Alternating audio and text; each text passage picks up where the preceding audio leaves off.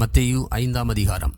அவர் திரளான ஜனங்களைக் கண்டு மலையின் மேல் ஏறினார். அவர் உட்கார்ந்த பொழுது அவருடைய சீசர்கள் அவரிடத்தில் வந்தார்கள். அப்பொழுது அவர் தமது வாயை திறந்து அவர்களுக்கு உபதேசித்து சொன்னது என்னவென்றால், ஆவியில் எளிமையுள்ளவர்கள் பாக்கியவான்கள், பரலோக ராஜ்யம் அவர்களுடையது. துயரப்படுகிறவர்கள் பாக்கியவான்கள், அவர்கள் ஆறுதல் அடைவார்கள். சாந்த குணமுள்ளவர்கள் பாக்கியவான்கள், அவர்கள் பூமியை சுதந்தரித்துக் கொள்வார்கள். நீதியின் மேல் பசிதாகமுள்ளவர்கள் பாக்கியவான்கள், அவர்கள் திருப்தி அடைவார்கள்.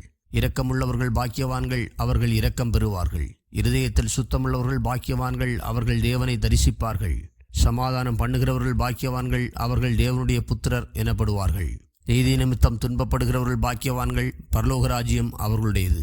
என் நிமித்தம் உங்களை நிந்தித்து துன்பப்படுத்தி பலவித தீமையான மொழிகளையும் உங்கள் பேரில் பொய்யாய் சொல்வார்களானால் பாக்கியவான்களாயிருப்பீர்கள். சந்தோஷப்பட்டு கழிவுறுங்கள், பரலோகத்திலே உங்கள் பலன் மிகுதியாயிருக்கும்.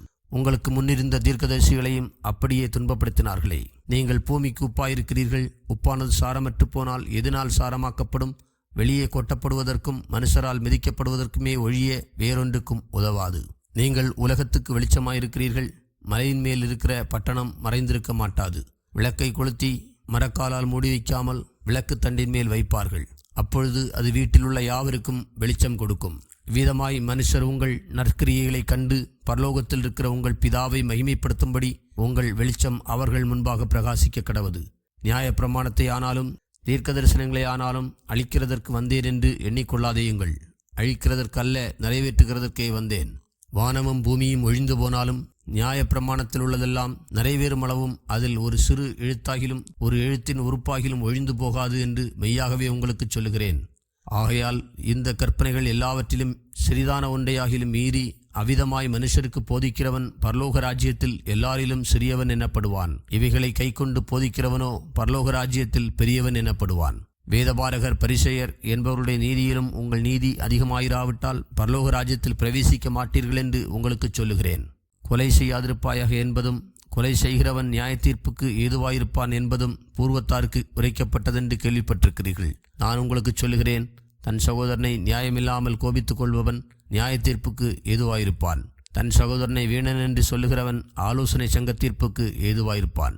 மூடனே என்று சொல்லுகிறவன் எரி நரகத்துக்கு ஏதுவாயிருப்பான். நீ பலிபீடத்தினிடத்தில் உன் காணிக்கையை செலுத்த வந்து உன் பேரில் உன் சகோதரனுக்கு குறை உண்டென்று அங்கே நினைவு கூறுவாயாகில், அங்கே தானே பலிபீடத்தின் முன் உன் காணிக்கையை வைத்துவிட்டு போய் முன்பு உன் சகோதரனோடே ஒப்புரவாகி பின்பு வந்து உன் காணிக்கையை செலுத்து.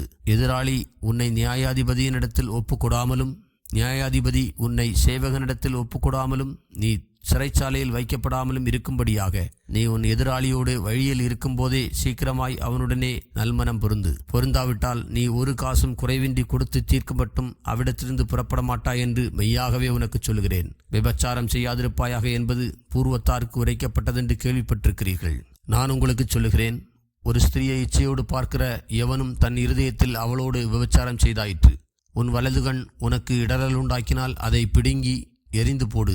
உன் சரீரம் முழுவதும் நரகத்தில் தள்ளப்படுவதை பார்க்கிலும் உன் அவயவங்களில் ஒன்று கெட்டுப்போவது உனக்கு நலமாயிருக்கும். உன் வலதுகை உனக்கு இடரல் உண்டாக்கினால் அதை தரித்து எரிந்து போடு. உன் சரீரம் முழுவதும் நரகத்தில் தள்ளப்படுவதை பார்க்கிலும் உன் அவயவங்களில் ஒன்று கெட்டுப்போவது உனக்கு நலமாயிருக்கும். தன் மனைவியை தள்ளிவிடுகிற எவனும் தள்ளுதற் சீட்டை அவளுக்கு கொடுக்க கடவன் என்று உரைக்கப்பட்டது. நான் உங்களுக்கு சொல்லுகிறேன், வேசித்தன முகாந்தரத்தினாலொழிய தன் மனைவியை தள்ளிவிடுகிறவன் அவளை விபச்சாரம் செய்ய பண்ணுகிறவனாயிருப்பான். அப்படி தள்ளிவிடப்பட்டவளை விவாகம் பண்ணுகிறவனும் விபச்சாரம் செய்கிறவனாயிருப்பான். அன்றியும் பொய்யாணையிடாமல் உன் ஆணைகளை கர்த்தர் முன்னிலையாய் செலுத்துவாயாக என்று பூர்வத்தாருக்கு உரைக்கப்பட்டதென்று கேள்விப்பட்டிருக்கிறீர்கள். நான் உங்களுக்கு சொல்லுகிறேன், பரிச்சேதம் சத்தியம் பண்ண வேண்டாம். வானத்தின் பேரில் சத்தியம் பண்ண வேண்டாம், அது தேவனுடைய சிங்காசனம். பூமியின் பேரிலும் சத்தியம் பண்ண வேண்டாம், அது அவருடைய பாதபடி. எருசலேமின் பேரிலும் சத்தியம் பண்ண வேண்டாம், அது மகாராஜாவினுடைய நகரம். உன் சிரசின் பேரிலும் சத்தியம் பண்ண வேண்டாம், அதன் ஒரு மயிரையாவது வெண்மையாக்கவும் கருப்பாக்கவும் உன்னாலே கூடாதே. உள்ளதை உள்ளதென்றும் இல்லதை இல்லதென்றும் சொல்லுங்கள், இதற்கு மிஞ்சினது தீமையினால் உண்டாயிருக்கும். கண்ணுக்கு கண் பல்லுக்கு பல் என்று உரைக்கப்பட்டதை கேள்விப்பட்டிருக்கிறீர்கள். நான் உங்களுக்கு சொல்லுகிறேன், தீமையோடு எதிர்த்து நிற்க வேண்டாம். ஒருவன் உன்னை வலது கன்னத்தில் அறைந்தால் அவனுக்கு மறுகன்னத்தையும் திருப்பிக் கொடு.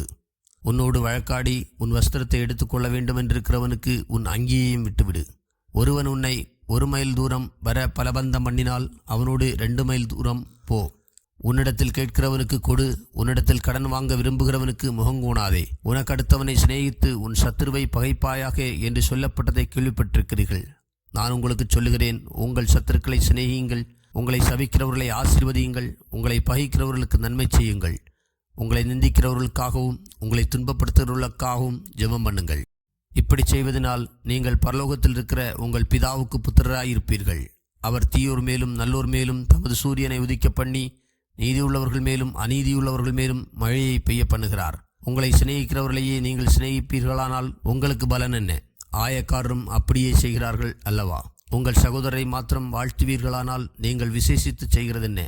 ஆயக்காரரும் அப்படி செய்கிறார்கள் அல்லவா? ஆகையால் பரலோகத்தில் இருக்கிற உங்கள் பிதா பூரண சற்குணராயிருக்கிறது போல நீங்களும் பூரண சற்குணராயிருக்க கடவீர்கள்.